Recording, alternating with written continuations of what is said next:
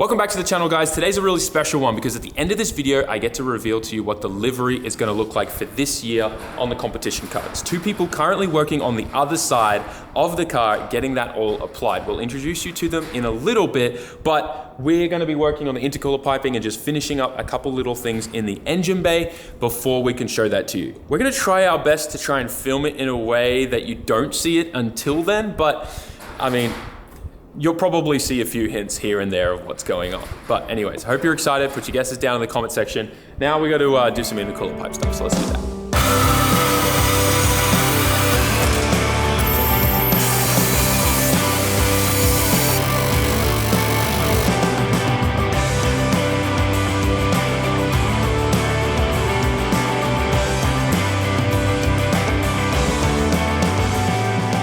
First pipe I actually kind of did this morning. Hang on a second. If you click the skip button to go look what the livery looks like, shame on you. Go buy some merch to make it up for me. Anyways, this pipe I've already done because it was the easiest one. All I had to do was add this little extension here because the engine's moved back that much, apparently. Actually, wow. It's about half of that. So, you know, I just cut the whole old piece off and double the length. So about 2.5 centimeters, the whole engine's shifted back, which is awesome. But this guy should now slide straight in here. It's a little tight, but look at that fitment.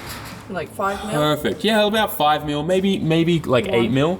But the reason why we get that so close, you don't want them touching because you want the engine to be able to flex and move, because I don't rigid mount my engine. That's how you break a ton of other stuff and drivetrain components. But we want to keep this gap here as little as possible so that we have no chance of the silicone coupler popping or coming loose and coming off. The only time that that's going to happen is if someone forgets to tighten a hose clamp.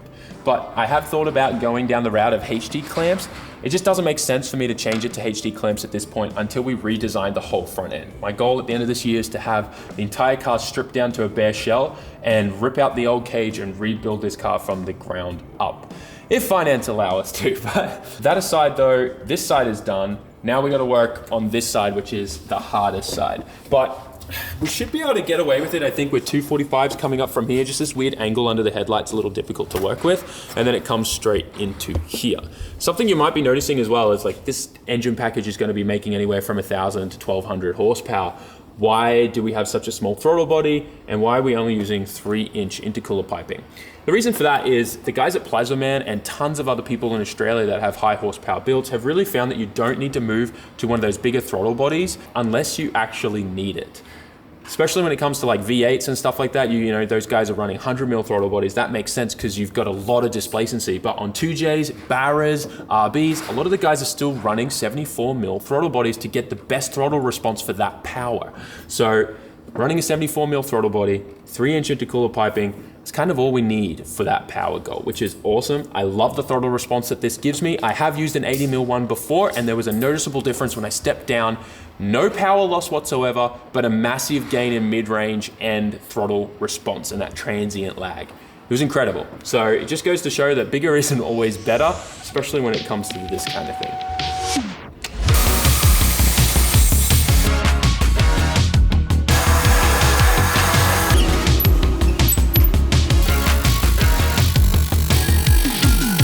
I've got my new piece tacked together.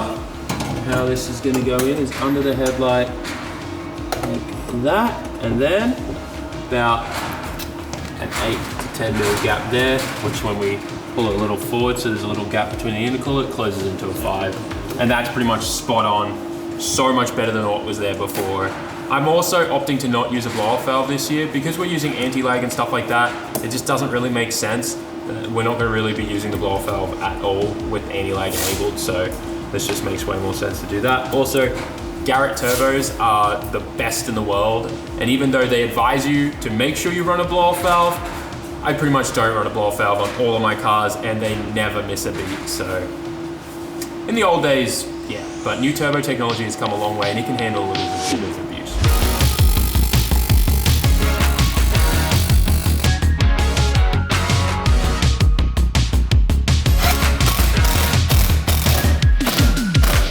And just like that, the intercooler piping is now finished. Everything's kind of done in the engine bay now. What do you think, May? Good. Just you triple checked all the... Everything's triple checked. Okay, good. Boost leak checked, everything. We're good. But we gotta talk to them about something, don't we? Yeah.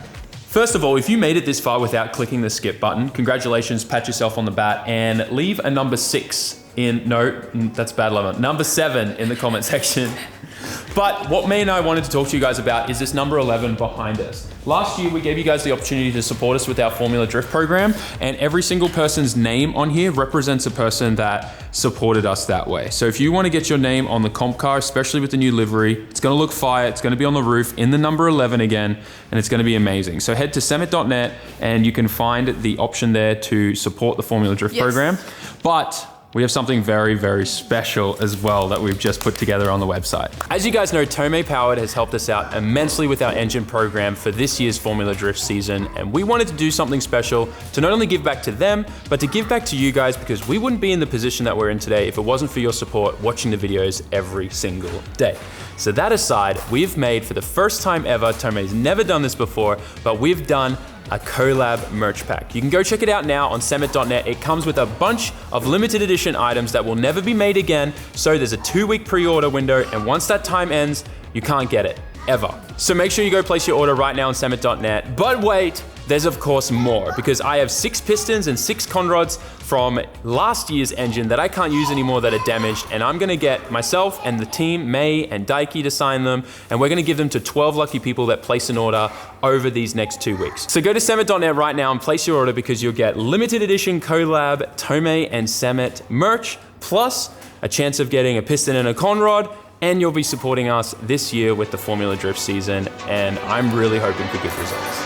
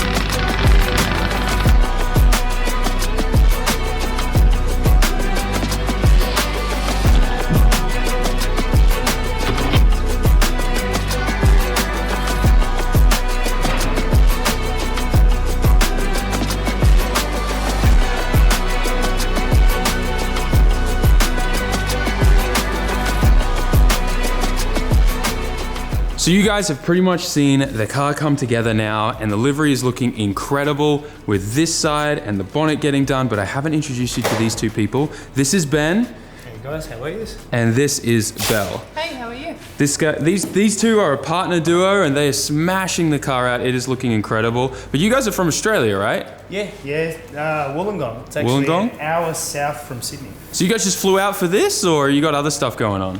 Pretty much. We're gonna obviously hit Arios, and then have a bit of fun at Matsuri. Oh, you're going to be helping out Suzuki? Yeah. Suzuki-san? Yeah. That's awesome.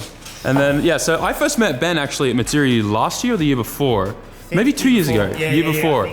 And you were smashing out in the freezing cold a livery on a blue chaser, I believe. Yeah. And I was like, what is this guy doing? He's crazy, because if you know anything about wraps, it's very hard to work in the cold. And cover a bit of rain. Yeah, snow. it was like every time I saw him, he was in a different spot, hiding from the elements, pulling it out. And then we've been in contact ever since, and he's been dying to pretty much help me out with the comp car, and it's all come together this year, and it's awesome. I'm glad the timing worked out really well. Everything worked out perfect this year, I think. Yeah, I think it did. So Ben's currently working on the hood, and I find it really interesting, his technique here. So do you want to run me through what you're doing? Because I'm not a wrapping person, but I've like stuck stickers on my cars before. And it's always taken a long time, and like I'm a perfectionist, so it's like drives me insane when I do something wrong, and at some point I always just go, you know what, it's not going to be perfect, and I just end up sending it and hating it. So yeah, it's one of those things. My OCD kicks in too much, and it's measure about 15 times and lay once. And then lay once? Yeah. Okay. So what are you doing here where you're folding over the sticker, I guess, or the lid? So, basing off of the proof, the lettering's actually going to go over the side decals on the bonnet. So I just wanted to make sure that both sides actually matched in perfectly to lay the Sammit on top and get everything in line in between it. Oh, okay. And then what do you end up doing? Cutting, like peeling one side off and cutting that off and then laying half and then... Yeah, literally. So ultimately, this exactly, I'd just pull that off, lay that side, do the other side, and then you've got your guidelines there. So I already know exactly my measurements. So you leave that there and tear that, so that's your guide. So before I even started, I've done all the measurements, left to right, up, down, just to make sure everything's exactly where it needs to be, and I don't need to measure again. That's cool. And for anyone in Australia that wants to get their car wrapped, what's your company called over there? So it's Kingpin Wraps. Kingpin Wraps. Yeah. Oh, that would be the hoodie you're wearing, Belle. Yep. Turn around, it's got a sick Ebisu circuit kind of vibe going on. That's awesome. So Belle's about to lay our title sponsor, which is of course B Ford, hence the orange car. You guys already knew, let's be honest. Interesting. And then you line it up with the guide. Yeah. Take notes, Daiki, take notes. We need we need to memorize this. It's so mesmerizing watching these guys do this. Just because you guys make it look so easy. But how many years have you been doing this? Good 5, 6 maybe. 5, 6 years? Self-taught. Self-taught? Yeah. Nice. They do these things at Tokyo Auto Salon every year where like guys who do wrapping or vinyl and stuff, they can come in and they have like competitions. Oh, really? Yeah, so they like time you and then they inspect your work, like of you like wrapping like a side mirror or a bonnet or something on display for everyone to see. Looks like Auto Salon's going to be the hit this year. Yeah.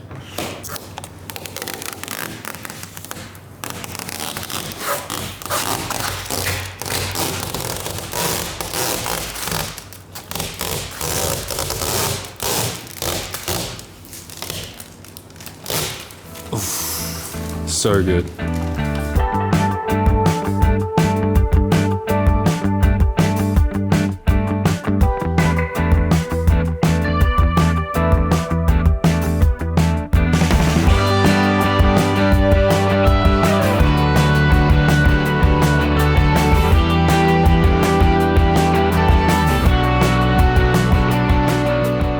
Ben and Belle have pretty much finished this entire side now and the hood. So you can finally get a really good glimpse of what this is gonna look like. Tomorrow they're gonna finish the front bumper and then this side and the trunk and the roof and stuff like that, but that's where we're at. The only thing we're not doing on the roof yet is putting the number 11 on because we've got one more week for you guys if you wanna come and support us. So this, oh man, I'm so stoked on how this turned out. Now, obviously, we're going with the same flame vibe that we had last year, but I wanted to change it up. I really liked how we had the black in the back section, but I wanted to make sure we carried that throughout the whole of the car.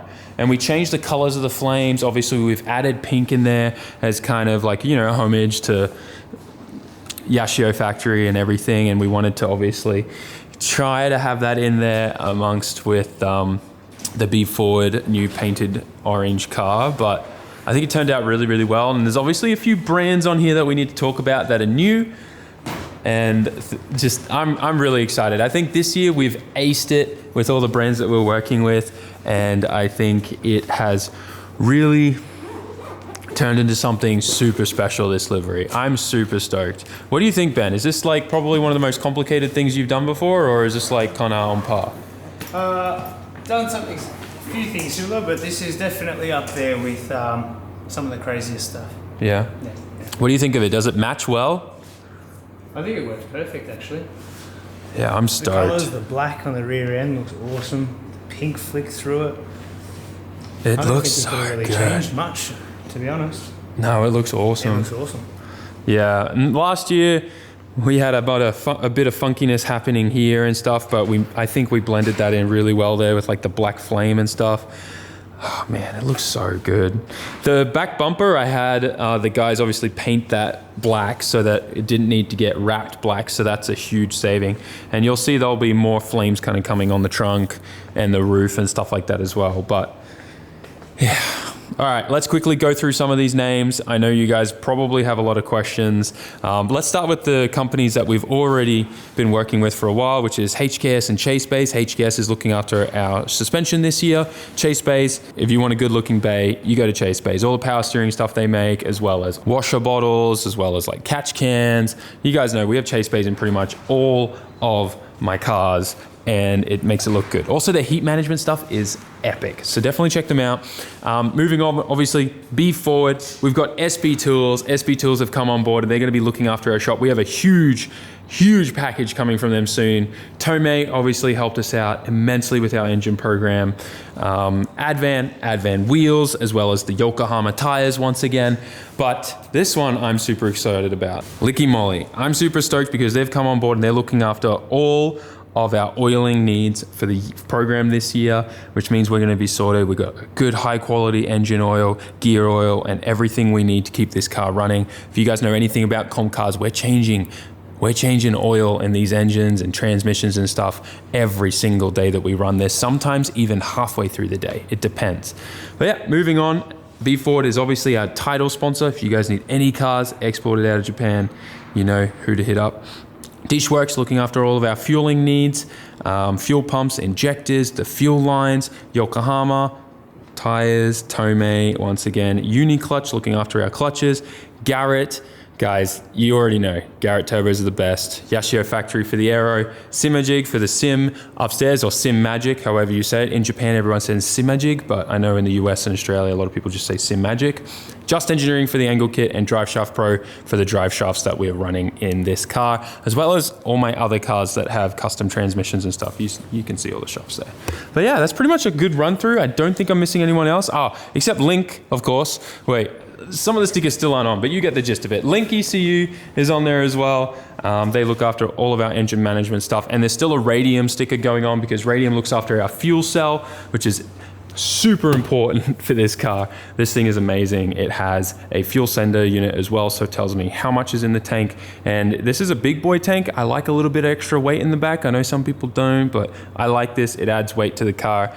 Usually I find that these cars can get pretty darty if they are super light. But my goal is to kind of find that nice balance. But anyways, I like the Radium fuel cell. That's kind of a weird tangent. The other sticker we need to talk about is G-Meister. G-Meister looked after us with printing all of the graphic and the vinyl for us. And also my good friend Ivan did the overall design from Australia. So I'm really stoked. Also, we had to add this. This has been missing for a while, but we had to make sure it got back on there, especially that. Otherwise, I've been working on the Chaser because Drift Matsuri is this weekend, and I want to make sure that we can go and shred this thing. We had a pretty nasty oil leak that I had to pull the whole front of the engine off. Initially, I thought it was actually my front main, but that was dry. It seemed like it was cam seals because there was oil coming down from the top. So I just replaced everything, cleaned it all up. Hopefully we're good there. I'll have to monitor it and check and make sure we're all good. But it was just like a slow leak that just like kind of looked like it was getting worse, but that was just it building up over time, if that makes sense. So we should be okay. I'll monitor it though. Hopefully it was one of those seals and we should be good. But I have an annoying feeling in the back of my head that it might be the upper oil pan leaking. And if that's the case, that's gonna suck because really that's an engine out kind of job. But anyways, this thing, it was built in 24 to 48 hours. If it needs a reseal, so be it. It was kind of rushed. And I do plan on actually putting a forged motor in this year. So it makes sense, I guess, that, you know, yeah. You know what I'm saying. But let me show you what we're doing in the rear end, because we had to change brake rotors. We destroyed rotors because I went down to the metal on the pads on my Hydro and didn't even know. We had to change shoes as well. Oh, there's another spare seal because I bought a bunch of extras.